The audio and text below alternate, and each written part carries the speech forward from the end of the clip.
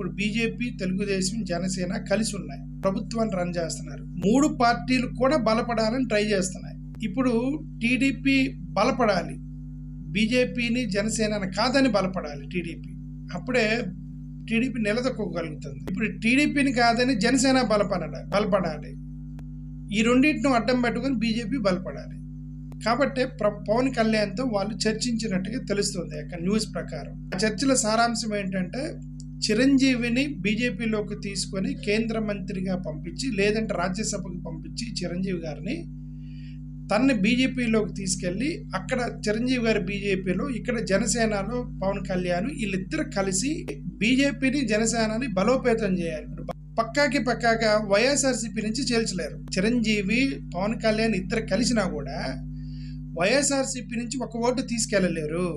ఎందుకంటే వైఎస్ఆర్సీపీకి ఎవరైతే ఉన్నారో రాజశేఖర రెడ్డి గారి అభిమానులు, మైనారిటీలు, ఎస్సీ ఎస్టీలు, ఈ యొక్క డౌన్ ట్రేడ్ అయిన పేదలకు సంబంధించినటువంటి ఆ క్లస్టర్ ఏదైతే ఉందో అది జగన్ వైపు ఉన్నారు వాళ్ళంతా. ఆ 40% ఏదైతే జగన్కి వచ్చిందో అది పక్క ఫిక్స్డ్ 40%. అక్కడి నుంచి ఇంకా అంతకంటే డ్యామేజ్ చేయలేరు జగన్మోహన్ రెడ్డిని.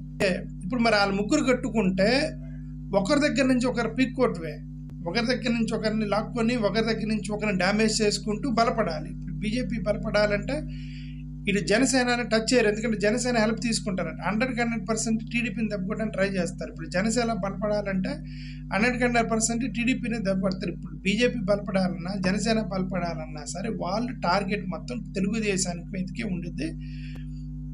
100% 1 or 2 yearsలో ఈ కూటమి విచ్ఛిన్నం అయితే ఈ కూడస్తారు, టీడీపీకి దెబ్బ కొట్టడానికి ప్రయత్నం చేస్తారు బీజేపీ వాళ్ళు 100%. ముగ్గురం కలిస్తే ఏమైంది? ఇప్పుడు బీజేపీ, జనసేన, టీడీపీ ఆల్రెడీ అలయన్స్లో ఉన్నారు.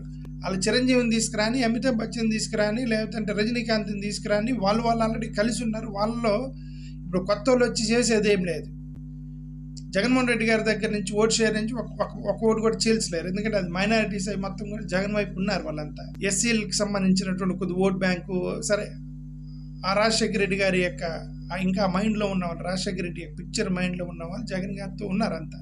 ఈ ట్రాన్సాక్షన్లో ఈ కూటమి ఎంతకాలం ఉండుద్ది అనేది ఒక పెద్ద ప్రశ్నార్థకంగా అయితే మారింది. నారా లోకేష్ టీడీపీని ఎంతవరకు పుల్ చేయగలడు, ఎంతవరకు లాక్కలడు అనే దాన్ని మనం చూడాలి, భవిష్యత్తులో చూడాలి. లోకేష్లో కొద్ది పరిణితి అయితే వచ్చింది, గతంలో అంతలాగా అమాయకంగా అయితే లేడు. ఓకే, చేయగలడం కెపాసిటీ ఉంది, కానీ పార్టీని నడిపించి ఇటు ఒక పక్క జగన్మోహన్ రెడ్డిని, ఒక పక్క జనసేనని, బీజేపీని కలిపి ఎదుర్కోగలడా నారా లోకేష్ అనేది ఒక పెద్ద క్వశ్చన్ మార్క్.